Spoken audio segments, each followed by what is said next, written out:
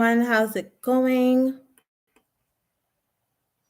Hi everyone, how's it going? How's it going? Welcome back. We are here once again. Once again, we're here.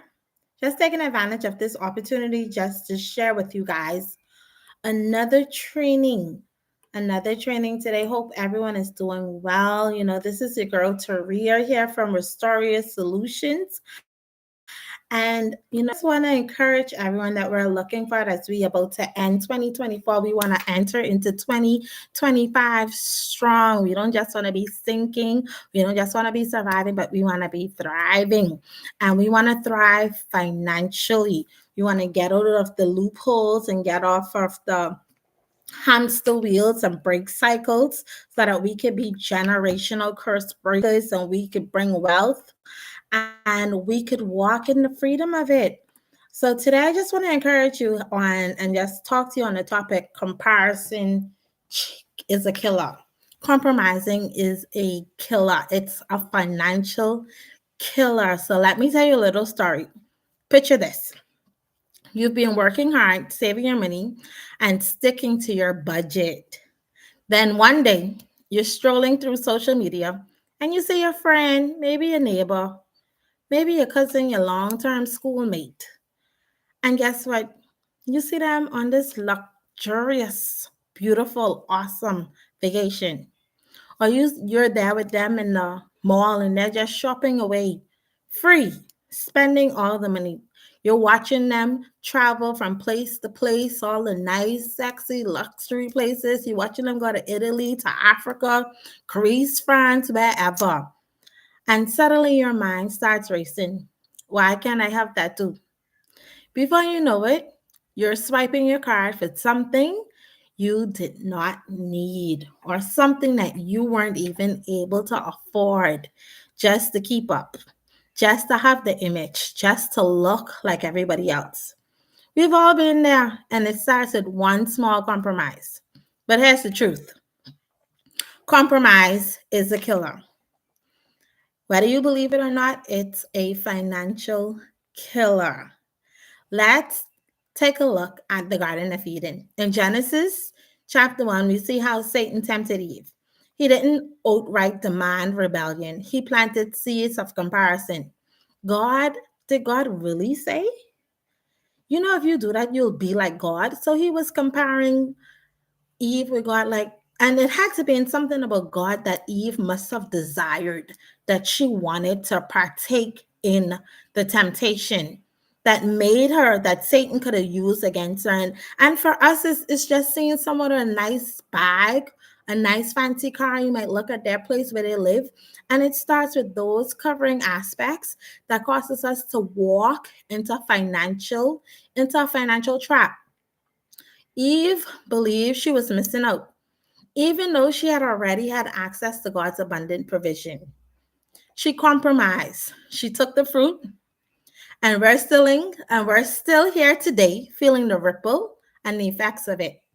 And how many times are you there in your home, in your financial situation, and your family is feeling the ripple effects of your decisions because you made a decision out of compromise, or you made a decision over comparison and wanting what somebody else had.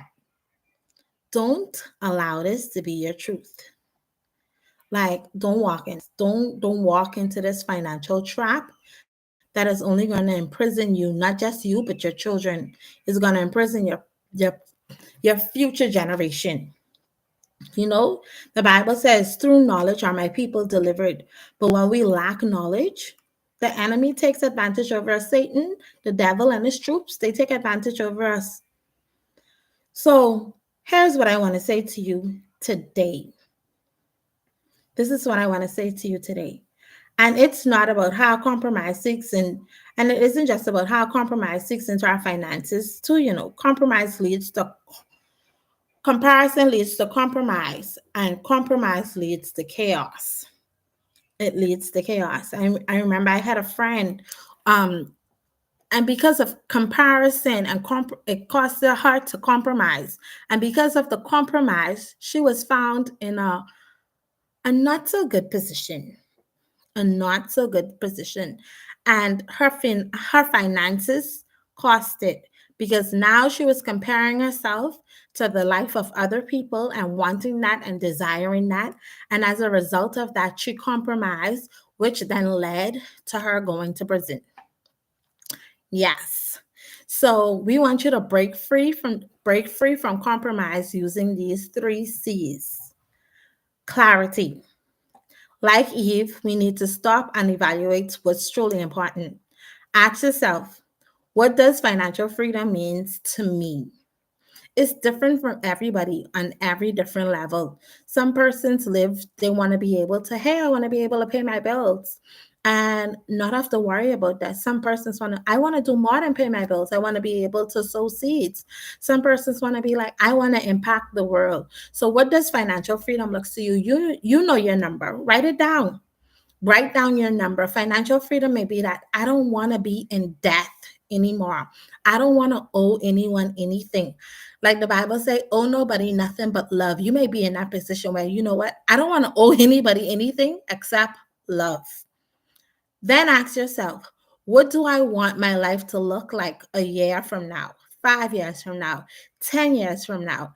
Do I want to be looking back at the decisions that I made financially because I chose to compromise and compare? Ask yourself that. Do I want to make this decision because everybody else is doing it, because the world is doing it, then I want to do it too? Get crystal clear about your financial goals. Yeah, baby. Get crystal clear about it. When you're focused on your purpose, you won't get distracted by someone else's lane. You won't stay in your financial lane. Stay in your lane. Your speed may accelerate, it may set back, it may stop for a moment, and then you may just be in drive, you may be in cruise control, but stay in your financial lane. When you cross over into other lanes, you cause accidents, and that includes accidents in your life. So let's do this. Let's be wise, be clear. See, the second C is commitment. Compromise is the enemy. Com- Commitment. Compromise is the enemy of commitment. It is the enemy of commitment. If you've set a goal to save $10,000, don't let a fleeting desire of a designer bag, a new car, a brand new condo that you know you can't afford derail you.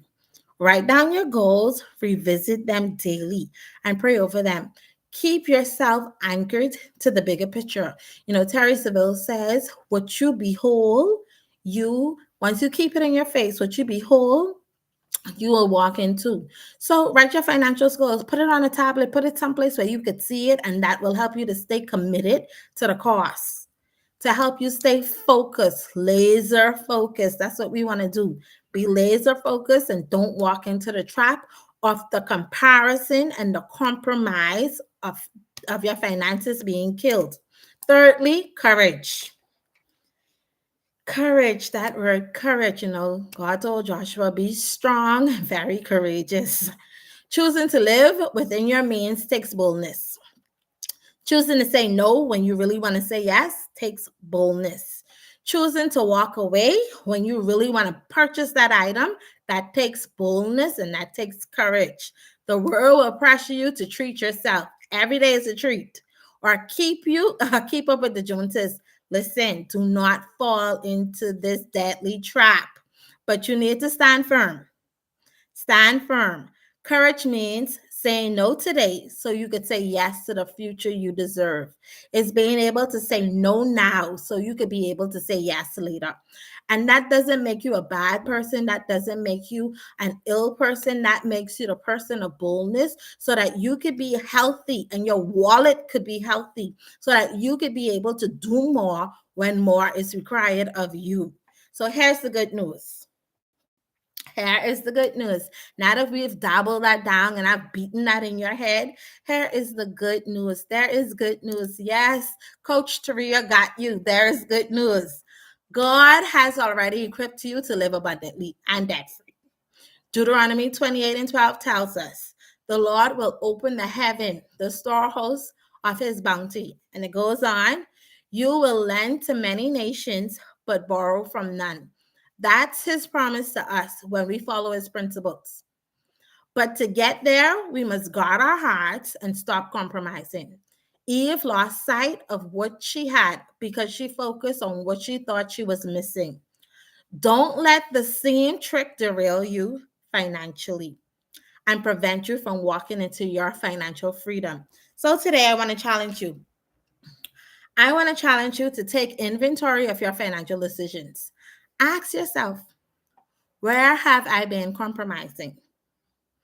Where have I been comparing myself to somebody else? And sometimes we don't even realize that we're operating in that spirit of covetousness. We don't even realize it. We didn't even realize that, hey, I only bought this because I saw somebody else had this and I wanted it. Have you ever find yourself in a situation where you wasn't hungry, you didn't want nothing, and the minute someone come with food, then you be like, oh, I hungry? That's just how these financial traps trap you. So we want you to stay focused. Then ask yourself, what steps can I take to break the cycle?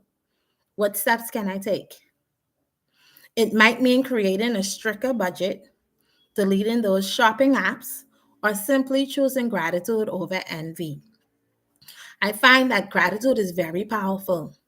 When you learn to be thankful for what you have and you start to acknowledge that your floor is somebody else's ceiling, you tend to look at your finances different.